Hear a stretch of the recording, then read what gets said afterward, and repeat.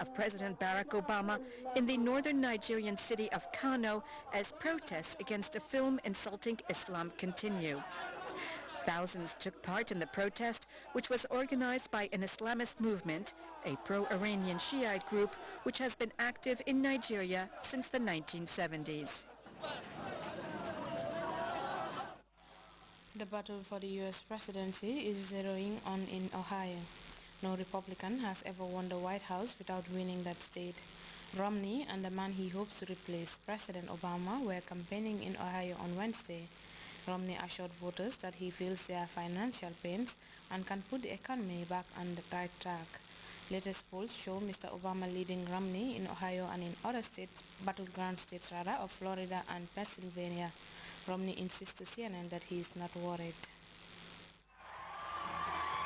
Across the critical battleground state of Ohio, Mitt Romney has been a man on a mission to connect with voters. My heart aches for the people I've seen. The message of the day was not only that he can fix the economy, it's that he can feel it.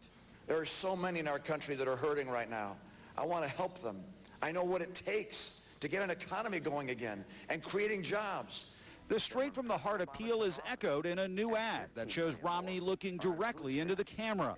President Obama and I both care about poor and middle-class families. The difference is my policies will make things better for them. Translation, pay no attention to the man in that hidden camera video.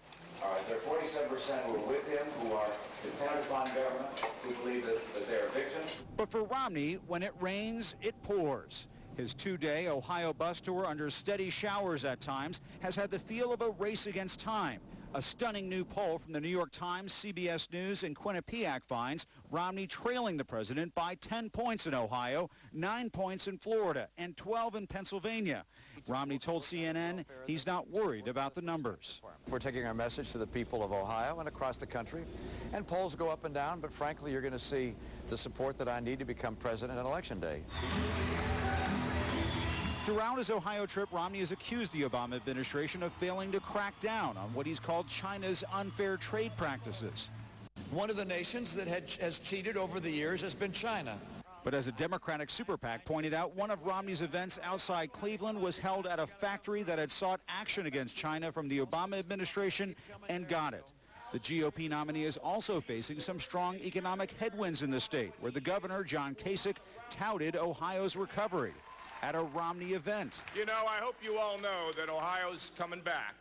From 48th in job creation to number 4, number 1 in the Midwest. Joined by golf legend and Ohio native Jack Nicklaus, Romney said the president shouldn't get a mulligan or do-over when it comes to cutting the deficit. Now there's over $16 trillion in debt. If he were reelected, I can assure you it'll be almost $20 trillion in debt. As for preparations for next week's debate, a senior Romney advisor compared President Obama to baseball great Cy Young and said Romney will, quote, need plenty of batting practice. It's hard to set expectations for an opponent any higher than that. Jim Acosta, CNN, traveling with the Romney campaign in Toledo, Ohio. Syria is bracing for more bloodshed after the deadliest day yet in the country's civil war. Opposition activists say 343 people were killed in violence on Wednesday, and that is driving an exodus. The UN warns that Syrians now leaving their homes could reach 700,000 by the end of the year. Thousands are stranded in a makeshift camp not far from the Turkish border. CNN's Ivan Watson reports the conditions are desperate. They live almost hidden in the olive groves, Syrian families sleeping in the dirt. Over the last month, a makeshift camp of more than 5,000 people has sprung up on the northern edge of Syria. Families made homeless by war. There are no toilets here. Residents run out of water that looks hard to even swallow. Water that Yusuf Dabul has gotten used to drinking. I've been here from 1 month ago. 1 month, 5 days. Living here. Under the olives trees. It's not nice. It's not healthy also. Why did you come here? Come here because my house is destroyed. There is no house for me. Everyone tells stories of rockets and airstrikes, artillery and explosions. Asama Hamdu fled here from the battleground city of Aleppo. His 2-year-old daughter, Madam, was badly burned when a bomb blew up his house last month. Yes. I try to ask her, how are you? Madam, كيفك?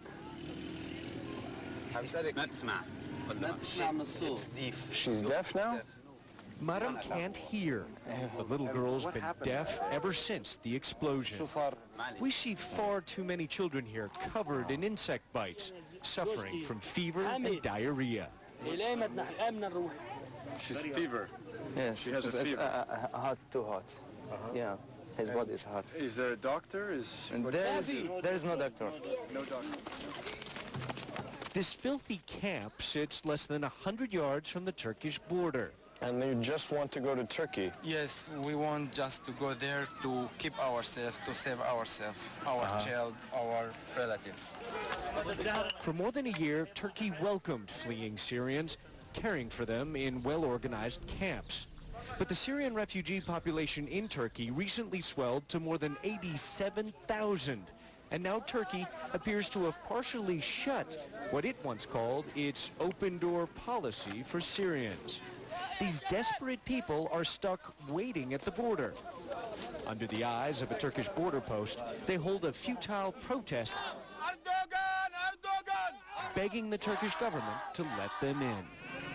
Some of the children here look dazed, overwhelmed by their surroundings, the faces of what could be a lost generation.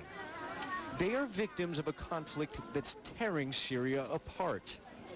At sunset, the families get ready for another night under the olive trees, hoping that tomorrow their Turkish neighbors will finally let them in.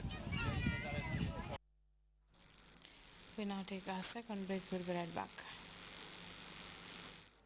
So, you think you are Gambia's funniest comedian? It's time. Time to pick up a form from Grts building along the MDI Road, Carnifin. Gambia's funniest coming soon.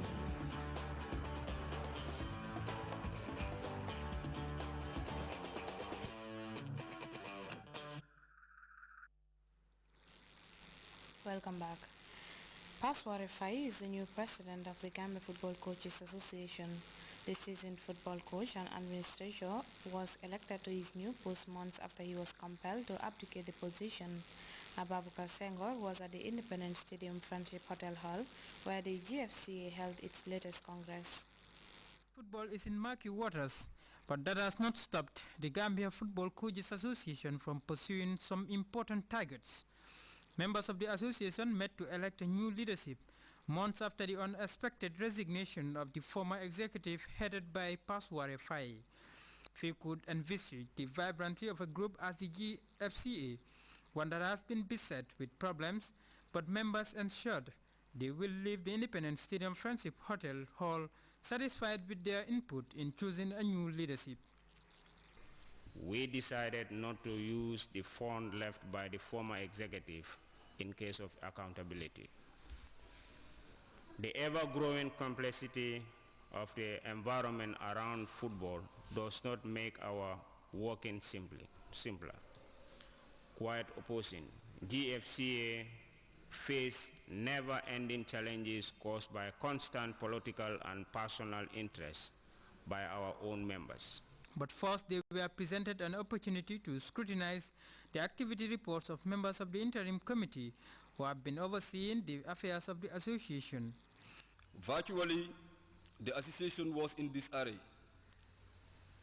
operating in two groups, one headed by PAFAI, and the other by the interim committee. This was not called for and was unfortunate. The need is to come together as one family to positively serve the interests of football development. After those deliberations, a flurry of question and answer session ensued with members pushing to bring order in the running of the Coaches Association. Before coming to this Congress, we should do everything possible to put our house in order, because this is the forum where we decide on what should happen, the platform that the Coaches Association should be working on. The financial reports should be reported in full, not haphazard.